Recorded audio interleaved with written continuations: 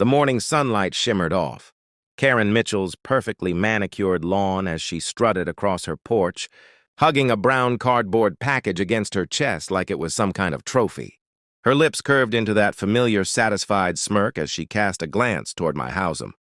The new guy who'd moved in barely a week ago. Another victory for Willowbrook Ho is self-appointed queen. Another suspicious package wasters. Before it could endanger the sanctity of her beloved neighborhood, she disappeared into her colonial-style home, no doubt heading straight for her kitchen table, where she conducted all her most critical Ho operations. I could practically picture her sitting there, scissors in hand, eager to unveil whatever contraband. She believed she'd rescued the community from this time. I imagined the moment the color drained from her face when she sliced through that tape. The way her hands must have trembled as she pulled out the crisp navy blue fabric, a police uniform, and beneath it, wrapped in protective plastic, an active duty badge with my full name and badge number clearly engraved. Detective Marcus Chen, badge number 4039, Metro Police Department. I've been genuinely excited to start fresh at the new precinct after my transfer from downtown. Willowbrook looked perfect on paper, quiet streets, trim lawns, a place where my daughter could comfortably visit on weekends. Sure, the whole welcome packet was thicker than my entire lease agreement, but I figured that following a few rules about lawn height and mailbox paint wouldn't beat a steep a price for a little piece. My uniform shipment was scheduled for delivery that Tuesday morning. The quartermaster had rushed the order. Since I was starting at the new precinct that Thursday, everything I needed was inside that box. My dress uniform for the swearing and ceremony, my daily patrol gear, and most importantly, my badge and credentials. I was in the garage unpacking boxes when my phone buzzed with the delivery notification. The package was still alive at 9:47 MT, the front porch. Perfect timing. I'd grab it after I finished sorting out these tools. 20 minutes later, I stepped out onto my porch and found nothing. No box, no slip, no trace. My first thought was that maybe the driver had mixed up the houses. These suburban streets all look the same. Matching mailboxes, copy-paste driveways. I opened the delivery app and checked the photo proof. There it was, my package sitting right on my welcome mat. Time stopped 9:47 a.m., exactly as the notification said. Something felt wrong. 2 decades of police work had taught me to trust my instincts. And right now, every one of them was sounding an alarm. I looked across the street toward Karen's house. She was peeking through her blinds. But the moment our eyes might have met, the slat snapped shut. I'd met Karen exactly one time the day after I moved in. She'd shown up at my door with a fruit basket in one hand and a stack of whole of violation warnings in the other. Apparently, my moving truck had blocked the sidewalk for 15 minutes. My trash cans were visible from the street, and the previous owner's rose bushes were 2 and above regulation height. "Welcome to Willowbrook," she'd said with a smile that never touched her eyes. "I'm Karen Mitchell, HOA president. We run a very tight ship here, and I'm sure you'll appreciate that being new and all." "Where did you say you worked again?" I hadn't said. I thanked her for the fruit basket and promised to look over the HOA guidelines. Something about the way she lingered on my porch, craning her neck to peek inside, made me keep my career to myself. Now standing on my empty porch with the delivery photo proving the package had been there, I opened my doorbell camera app. The video loaded slowly, but once it played, everything snapped into focus. 9:47 a.m. The delivery driver sets the box down and snaps the photo. 9:49 a.m. Karen Mitchell steps out of her house, glancing left and right like a suburban undercover agent. 9:50 a.m. She walks briskly across the street, scanning the area. 9:51 a.m. She bends down, grabs my package, and hustles back inside. I save the footage, taking a slow breath. 20 years in law enforcement had taught me patience. Confronting her directly would only give her time to toss the evidence or cook up some wild story about guarding Willowbrook from suspicious-looking packages. No, this needed a different approach. I called my sergeant at the new precinct. "Hey, Sarge, we might have a situation. My uniform shipment was stolen, including my badge and credentials." His tone shifted instantly. "You're telling me someone has your active badge?" "Yes, sir. I have video proof of who took it. A neighbor." "Don't approach them," he ordered. "I'm calling internal affairs immediately. A stolen badge is a federal offense, especially if someone tries to use it." "Where are you now?" I gave him my address along with Karen's information. Within an hour, 2 detectives were at my front door. Not from my new precinct internal affairs? Detective Rodriguez and Detective Kim stepped inside. All business. Let's see the video. Rodriguez said, I played the footage on my laptop. They watched Karen's little porch heist 3 times, zooming in on her face. The package, the timestamps. This is serious, Kim said, jotting notes. If she opened federal mail containing law enforcement credentials, she's looking at multiple felonies. Has she contacted you since taking it?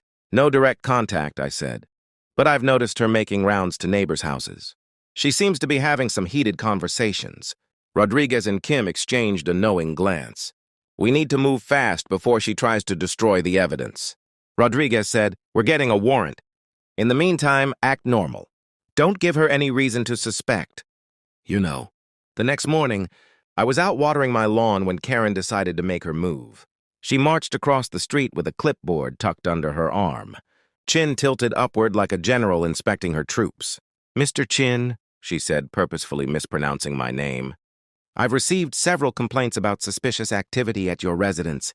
Packages being delivered at odd hours. Unfamiliar visitors. As hall president, I need to know what kind of business. You're running from this property. I kept my voice calm, steady, and even pleasant.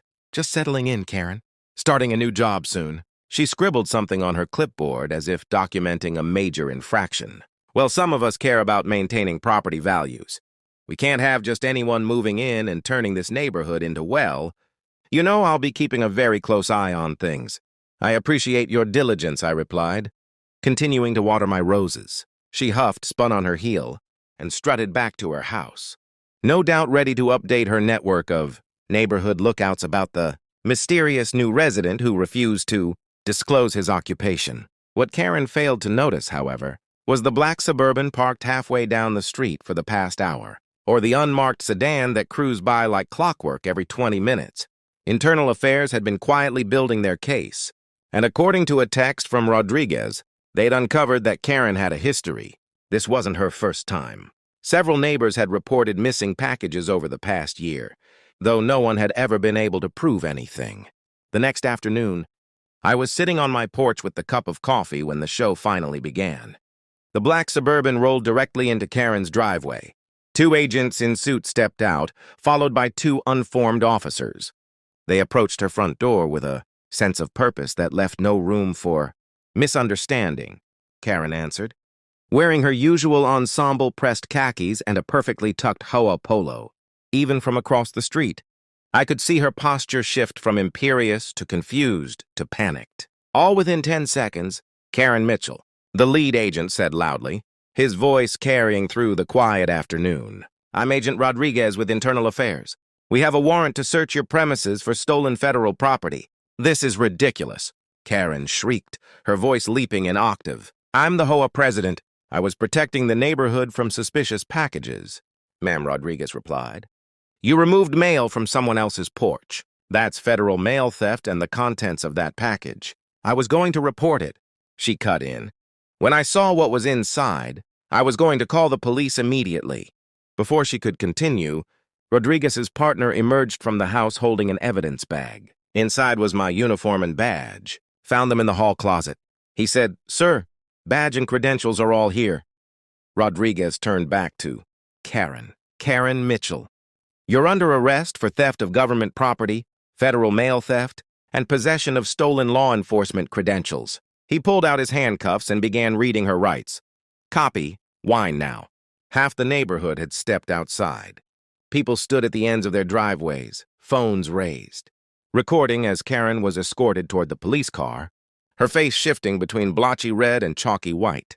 This is entrapment, she shouted as they walked her to the cruiser. He set me up. He's not even a real cop. Check his credentials. I was protecting all of you, Mrs. Patterson from 2 houses down yelled back. Oh, is that why my daughter's anniversary gift went missing last month? Were you protecting me from that too? As the police car drove away with Karen in the back seat, more neighbors began sharing stories of their missing deliveries.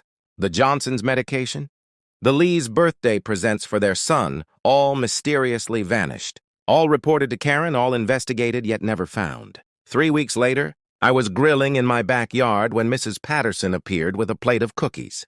"Heard the news about Karen?" she asked, setting the plate on the patio table. "Can't say I have," I replied, flipping a burger.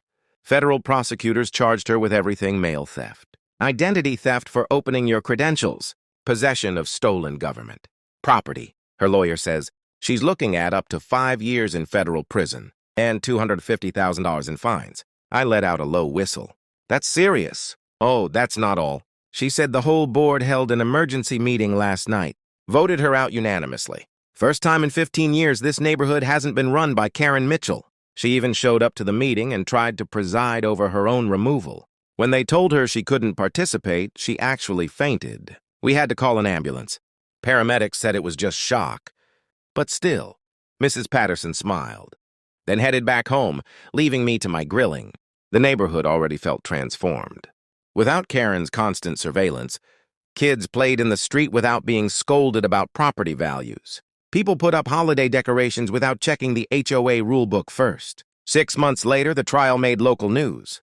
Karen Mitchell, former HOA president, was found guilty on all counts. The judge didn't buy a word of her neighborhood protection defense. She was sentenced to 5 years probation, $100,000 fine, and 300 hours of community service.